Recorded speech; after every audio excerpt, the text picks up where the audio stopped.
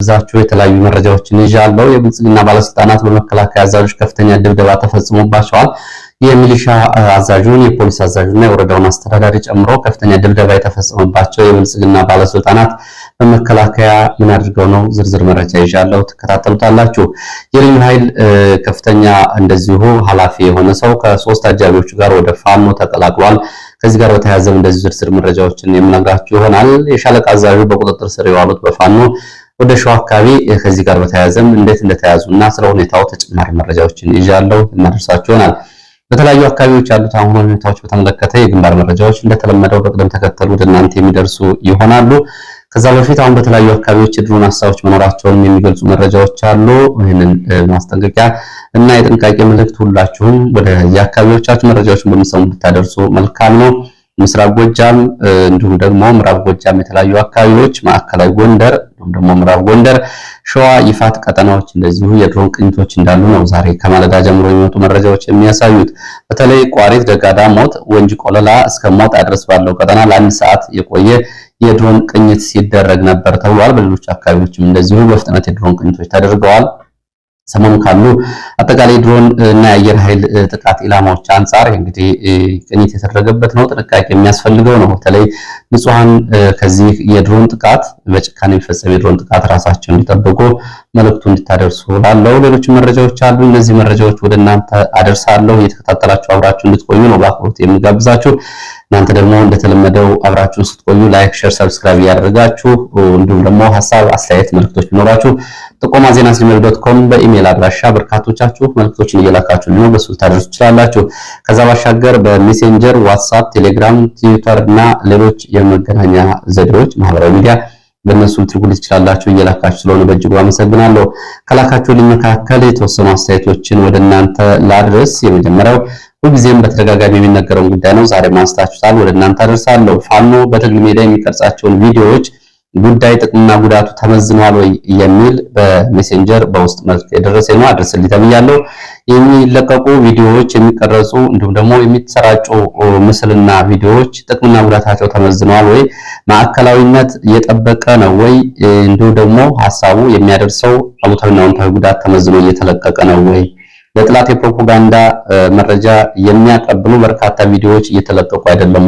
በእርግጠኝነት እነዚህ ብዙዎቹ በፋኖች በራሳቸው በቸልተኝነት የተቀረጹና የተለቀቁ ናቸው። በኋላ ወደ ራሳቸው እየባረቁ ያሉ ቪዲዮዎችን ተመልክቻለሁ ብሏል። አድርሻለሁ። ሌላው ከመልእክቶቻችሁ መካከል አንድነትን በተመለከተ ረዘም ያለ ጽሑፍ አድርሳችሁኛል።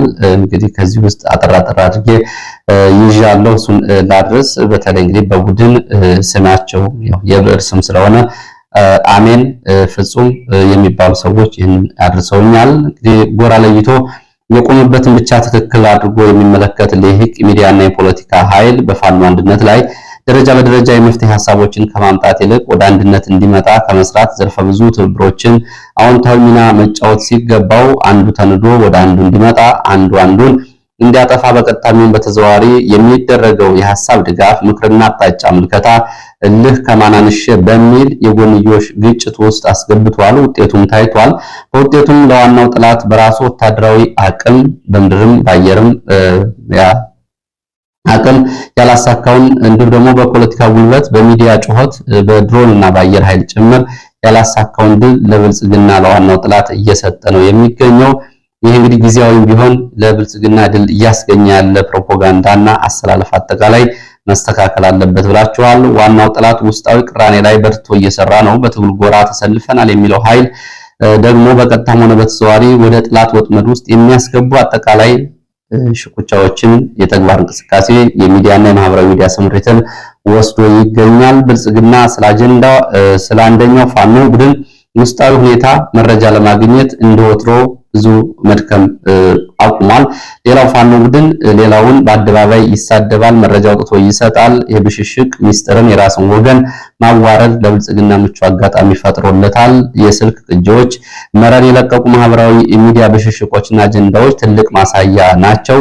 ይህንን ተመልክቻለሁ። ፋኖ አንድ መሆን ያለበት ታገላለሁ ለሚለው የአማራ ህዝብ ህልውና ብቻ አይደለም ለራሱ ህልውና ጭምር በአንድ መቆም ግዴታው ነው።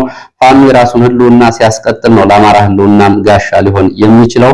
አሁን ባለው ሁኔታ ግን ይሄ ችግር ውስጥ እንደገባ አመለከታለሁ።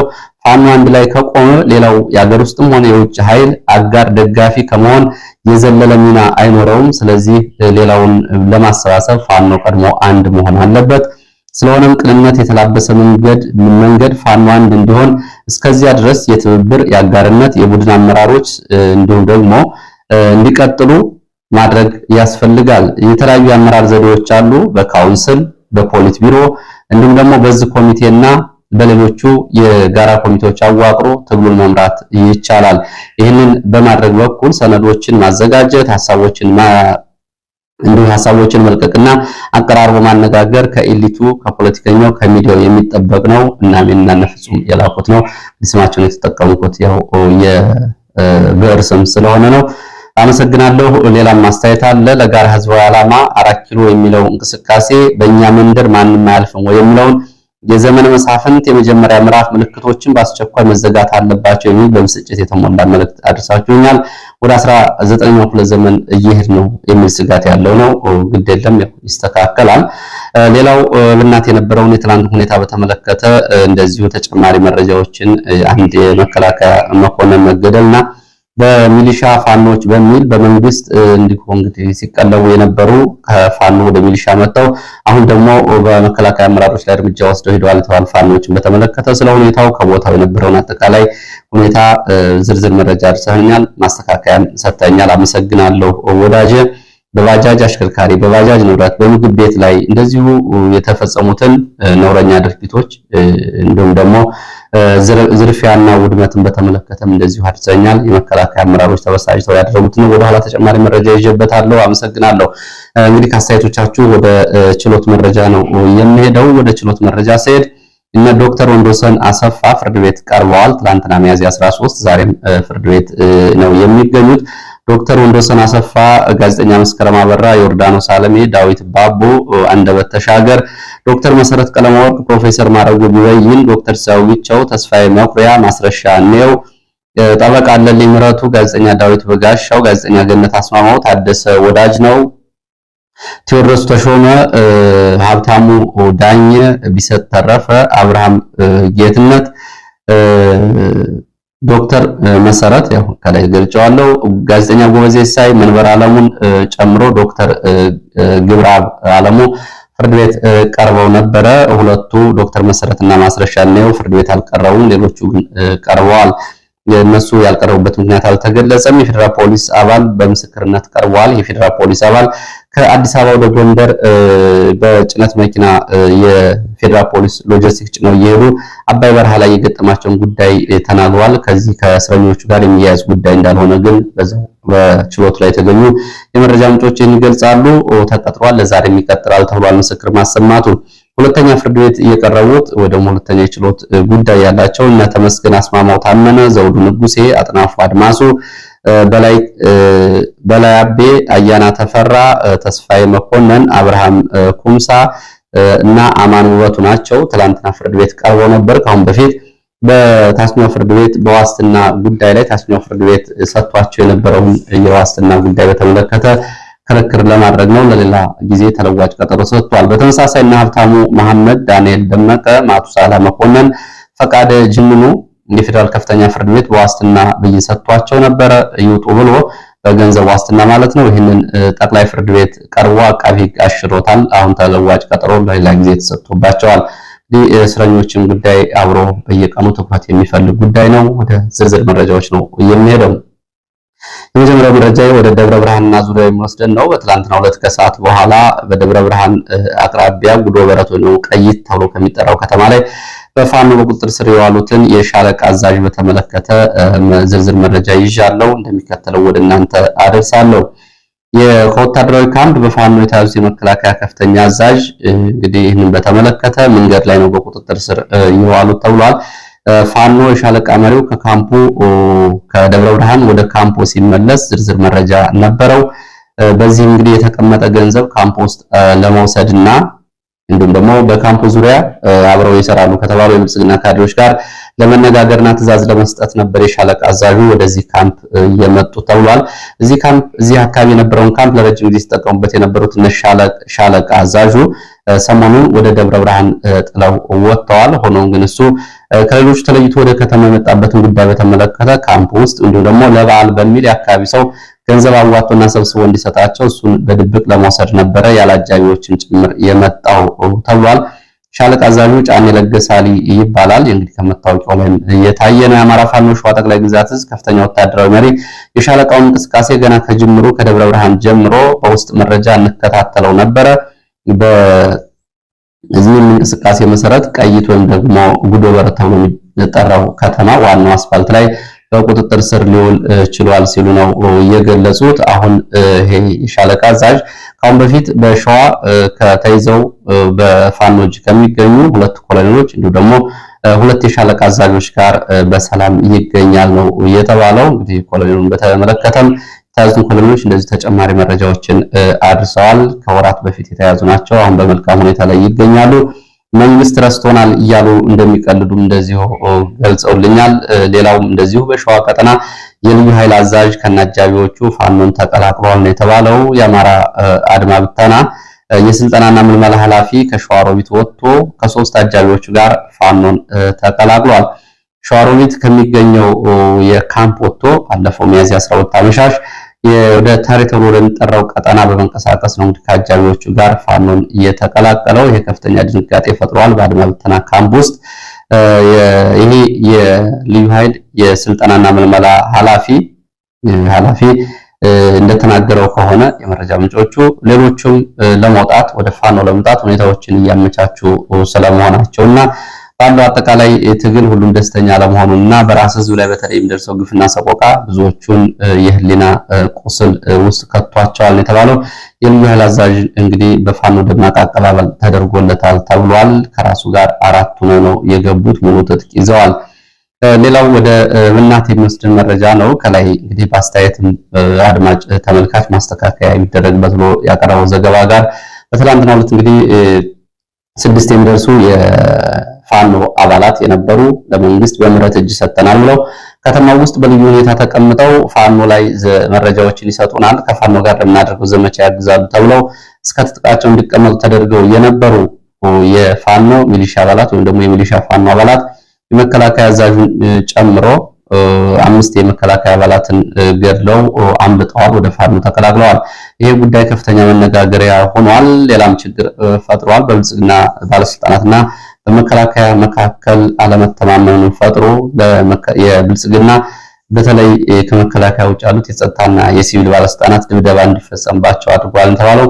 የብልጽግና ባለስልጣናቱ ተደብድበዋል። የመከላከያ ኮማንዶዎች በአዛዣቸው በኩል ነው ይህንን ድብደባ የፈጸሙት። የብልጽግና ባለስልጣናት ተደብድበዋል። ብልጽግና አመራሮችም እንግዲህ የተወሰኑት ትላንትና ሲሮጡና ጠፍተው እንደዋሉ የመረጃ ምንጮች ገልጸዋል። ብልጽግና ባለስልጣናቱ በመከላከያ የተደበደቡት ከፋኖ ጋር እየሰራችሁ ነው፣ ትላንትና ወደ የተገደለው የመከላከያ ከፍተኛ አመራር ለመገደሉ እናንተ ተጠያቂ ናችሁ በሚል የመከላከያ ኃላፊው ኮማንዶዎች እንዲቋስ ደብድቧቸዋል። ራሱ በቆመበትም በከዘራና በከስከስ ጫማ እንዲደበደቡ አድርጓል ነው ያሉት። በመከላከያና በብልጽግና መካከል ያለው አለመተማመን ትልቅ ማሳያ ነው የሚሉት የመረጃ ምንጮቹ ሁኔታው ድራማ ይመስላል ነው የሚሉት። ሁኔታው ድራማ ይመስላል። የብልጽግና አመራሮች ሲሮጡ የከተማው ህዝብ ተመልክቷል። ይህንን የተመለከተው የከተማው ህዝብ ፋኖ ገብቶ የብልጽግና ባለስልጣናት ራሳቸውን ለማዳን የሚሮጡ ነው እንጂ የሚመስለው በመከላከያ አዛዦች ሊደበደቡ እንደሆነ እንኳን አልገመትንም ብለዋል።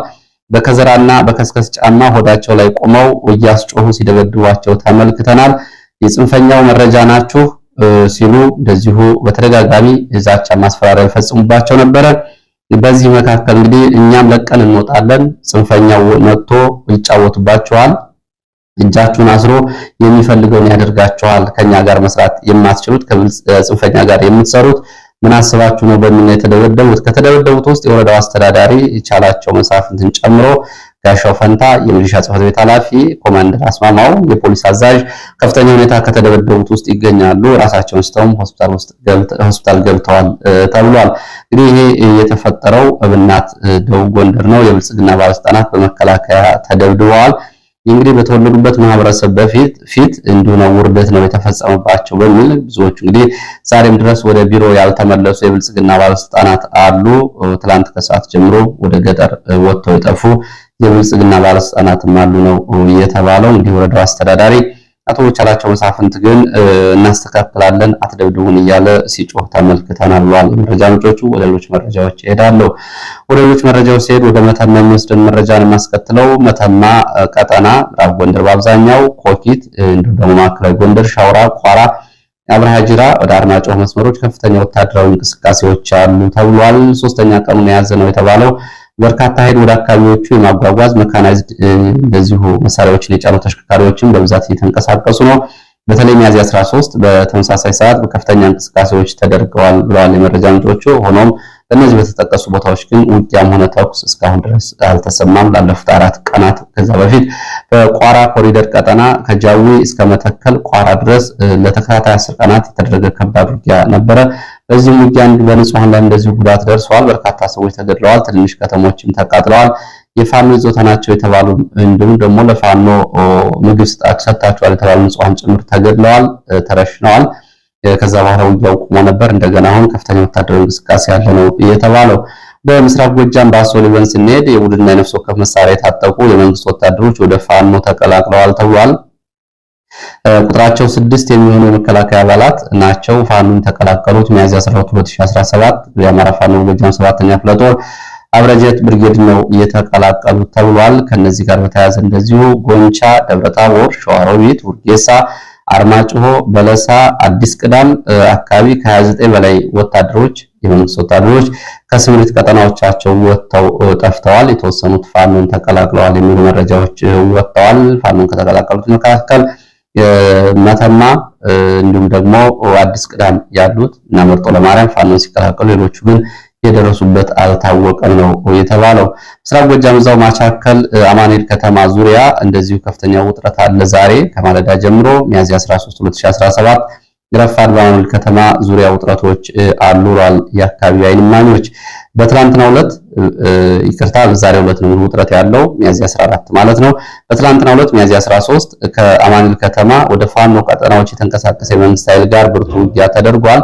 በውጊያው እየደረሰው ጉዳት እንደዚሁ በዝርዝር አልታወቀም የሚሉት የመረጃ ምንጮች፣ ሆኖም አመሻሹን ቁስለኞችን የያዙ አምቡላንሶች ሲመለሱ ተመልክተናል ከውጊያው አካባቢ። ወዲያውም መከላከያም ወደ አማኑኤል ከተማ ተመልሶ ነበር ያደረው። ዛሬ ማለዳ ጀምሮ ግን ከከተማው ስምሪት ወስዶ ወደ ተለያዩ አቅጣጫዎች እንቅስቃሴ አለ ብለዋል። እስከ ሰዓት ድረስ ግን በአካባቢው ውጊያ ሆነ ተኩስ አይሰማም ነው ያሉት።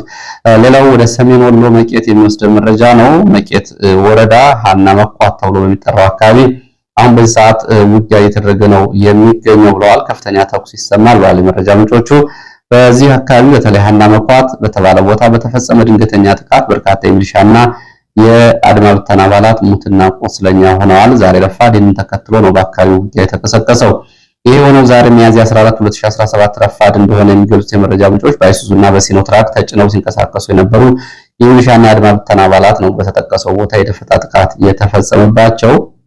ይህ የሆነው ደግሞ ይላሉ የመረጃ ምንጮች በትላንትናው ዕለት ሚያዝያ 13 2017 አርቢት ወይም ደግሞ አጤ ውሃ ተብሎ የሚጠራው ጋሸና ከተማ አቅራቢያ አንድ የሚሊሻ አስተባባሪ በድንገተኛ ጥቃት መገደሉን ተከትሎ የሱን አስከሬን ወደ ትውልድ ቦታው ለማድረስና ለመሸኘት በሁለት ተሽከርካሪዎች ሲንቀሳቀሱ የነበሩ የአድማ ብተናና የሚሊሻ አባላት ናቸው ጥቃት ተከፈተባቸው። ጥቃቱን ተከትሎ በአካባቢው እስከ ሰዓት ድረስ የዘለቀው ውጊያ እየተደረገ መሆኑን የመረጃ ምንጮች ገልጸዋል። በድንገተኛ ጥቃቱና በውጊያው የደረሰው ጉዳት በሐሳዊ መረጃዎች ማረጋገጥ አልተቻለም። ወደፊት የሚረጋገጥ ከሆነ ወደ እናንተ ይደርሳል።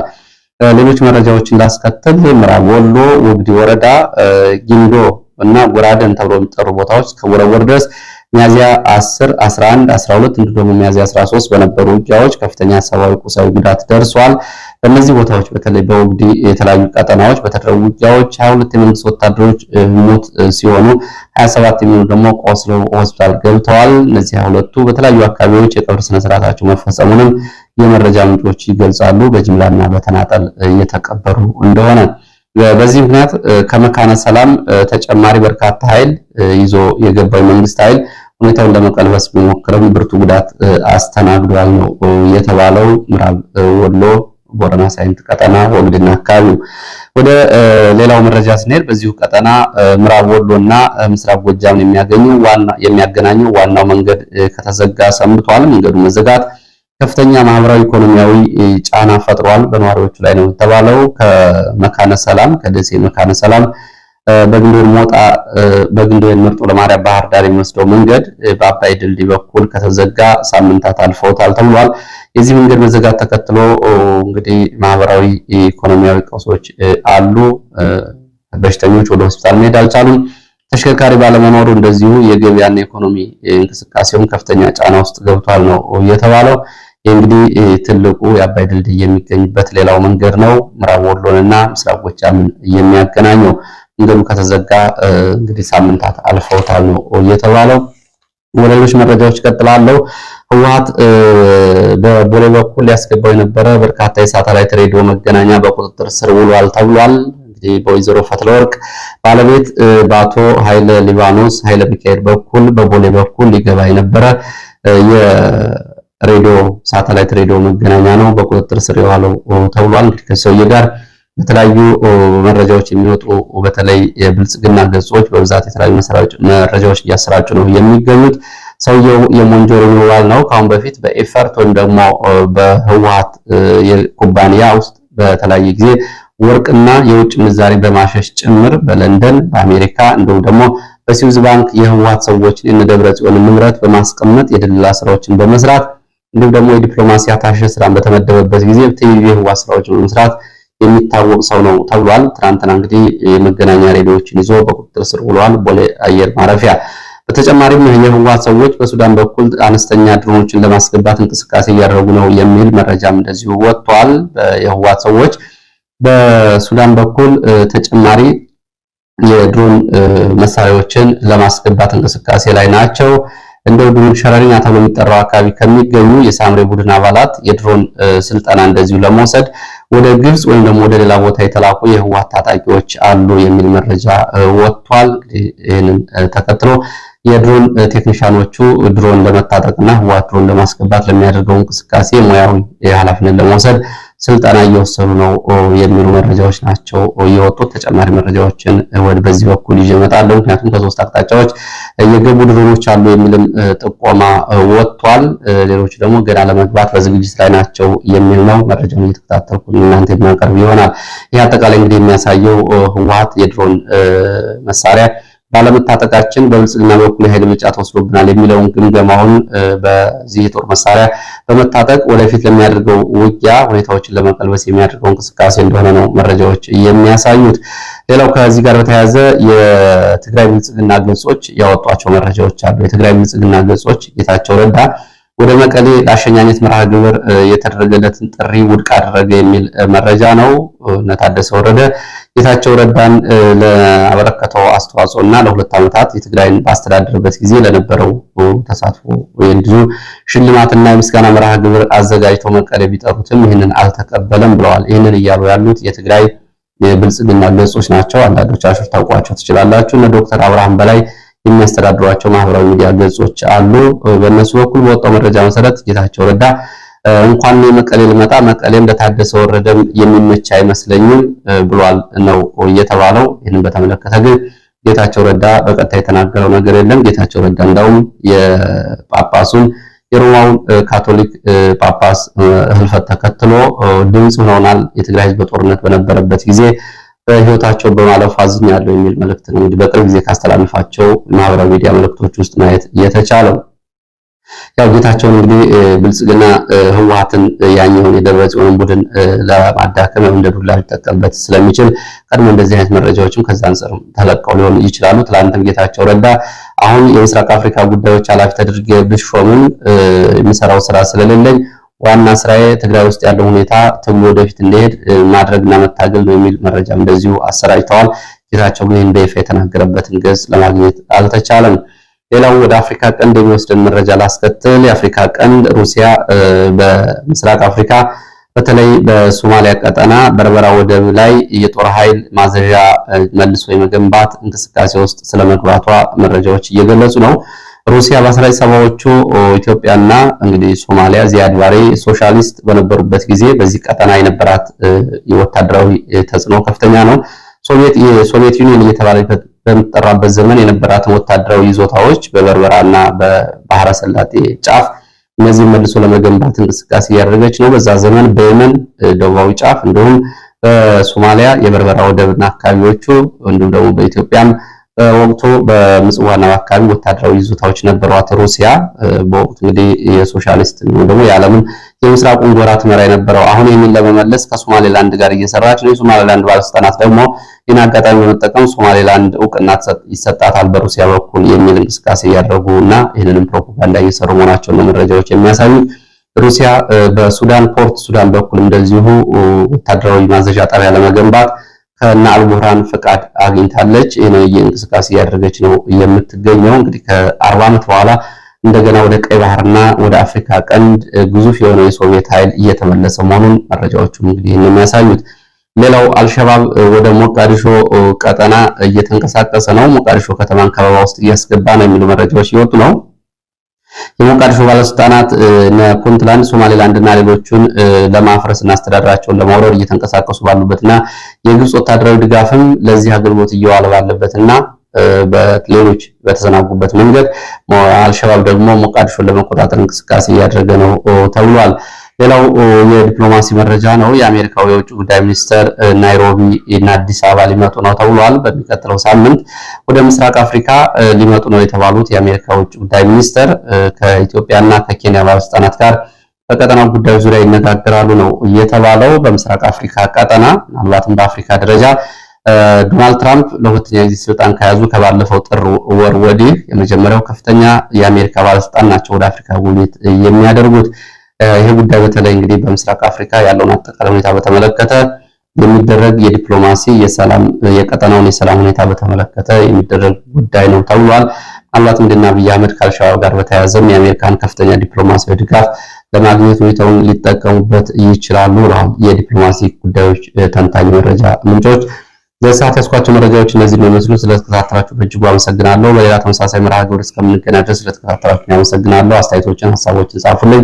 እኔም አስተያየቶቻችሁን ወደ መልሼ ወደ እናንተ የማደርስ ይሆናል። ጠቃሚ ናቸው ያልኳቸውን አስተያየቶቻችሁን፣ ምልከታዎቻችሁን እንዲሁም ደግሞ ሀሳብና ዜናዎች፣ ጥቆማዎች ካሏችሁ እንደዚሁ ወደ እናንተ ይደርሳሉ። ከቢሲ